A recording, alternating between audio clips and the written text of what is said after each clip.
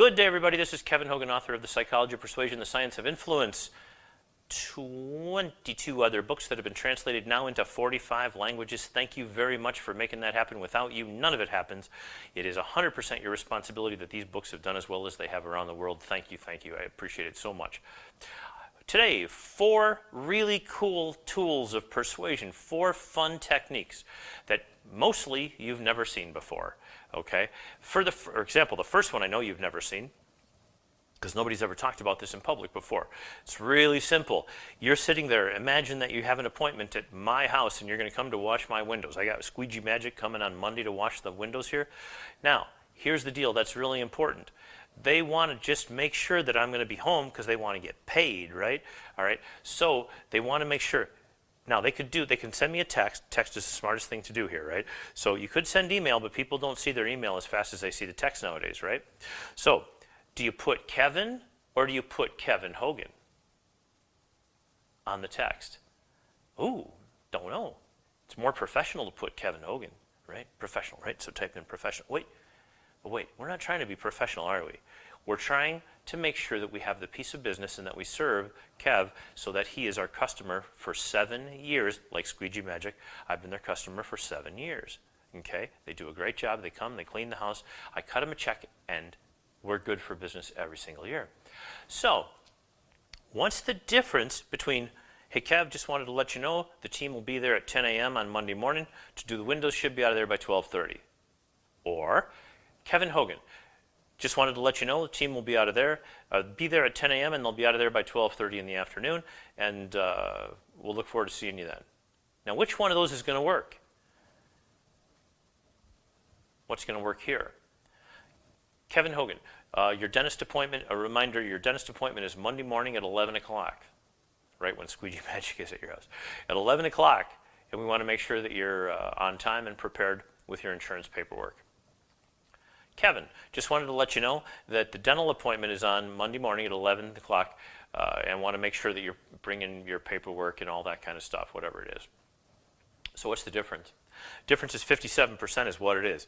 If you put the first and last name, that's your control.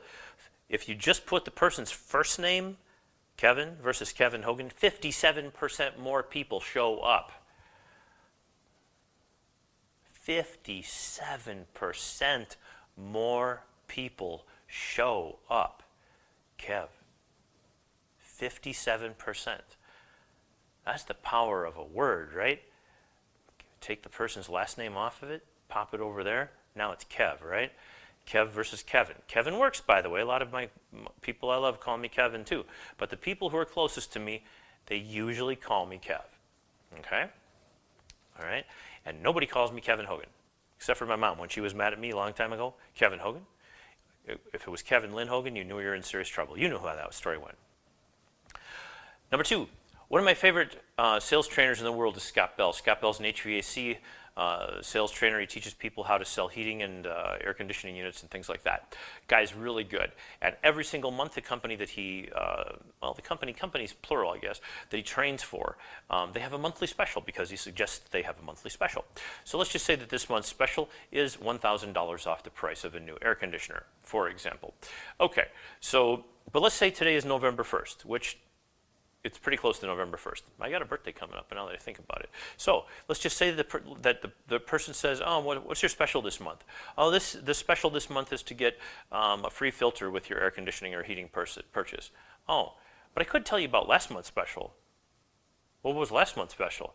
Well, last month's special, we had $1,000 off the price of an air conditioner, but it was last month's special. It is November 1st today. Yesterday was October 31. And the person, now, they can do one of two things, right? They can not care, or they could say, well, could I get last month's special? They go, oh, yeah, sure. Yeah, I can do that, sure. Sure, I can just put down, coupon code October special. Sure, we can do that. And now you got to close before the thing is even done, right? Right? Simple little tool of persuasion. It's what a person could have had they been there, and they really want what they could have had. They're desperate for what they could have had. Gosh, I wish I could have had that. But, well, can't I have it? Yeah, I suppose. Yeah, You can't say, oh, of course you can have it. No, no, no. It has to be a little more interesting than that. 2 emotions, right? Always 2 emotions or more. Well, it's November 1st today, October 31. Yeah, we could probably do that. Okay, you really want the October special? Yeah, all right, fine. All right, here, you got to take this and fill in the coupon. All right, fill in the coupon. I still got it.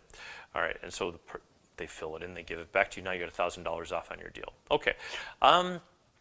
Oh, this was really cool. Understand that what you tell people they can have is what they will take. Okay? Our good friend Lou Green dropped me a note yesterday, or 2 days ago. It was Halloween, and he's going to put out his candy bins, right? And every year he experiments with how kids respond to the candy at Halloween, right? And sometimes he puts down, take 1 piece of candy from each bowl. Sometimes he'll write down, if you're a girl, take a piece of candy from this bowl. If you're a boy, take a piece of candy from this bowl. If you, please take 1 piece from each, or please take 2 pieces from one bowl, but leave the other one alone. All right, or something along those lines.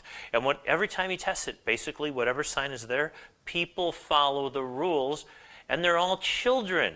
Okay, so after Lou and I had talked about this maybe 10 years ago, could have been even further along than that, he's been doing the same thing, and now you go into stores and you see like Campbell's soup, limit, 10 cans of soup, okay?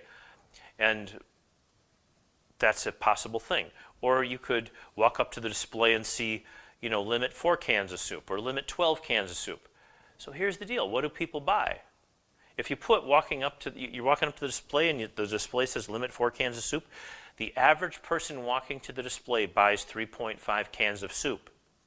If you put limit 12 cans of soup, the average person buys 7 cans of soup. That's pretty cool because it's double of what the person who had the 4 limitation of buying 4 cans, now they're going to buy double. They're going to buy double. That's pretty amazing. Pretty amazing. So when the display sign says you can buy up to this many and no more is basically what the message is, right? This is the message. You can have this and no more. It works and it wins. And that's what you want, right? Incorporate that into your daily life. Mom, can I have a snack? You can have 2 Oreo cookies, up to 2. Not 2, up to 2. But no more. Dad, can I have another helping of potatoes? You can have up to 2 scoops of potatoes. No more. All right, right?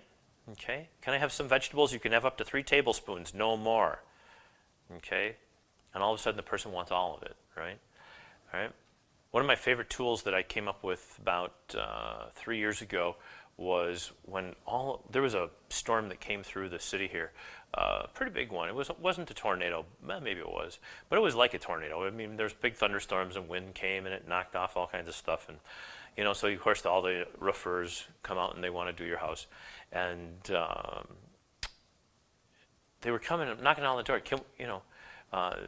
Have you had damage or to your house, or how long have you lived here? I mean, all these stupid questions.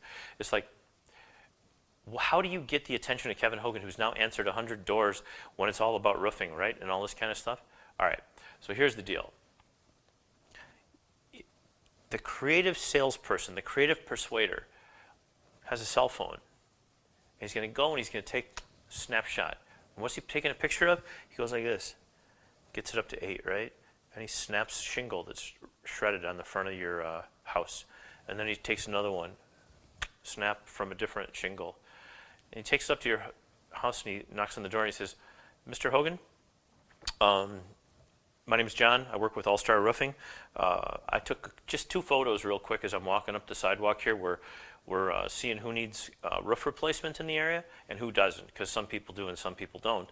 And I want to show you, now by the way, that's a really important part, right? That little frame there. We're not asking to see if you want to have your roof replaced or any of that stuff, right? Just some people do and some people don't, right? You planted the seed, the prime is there, end of story. Because priming only works if the person needs it. Only if they feel compelled.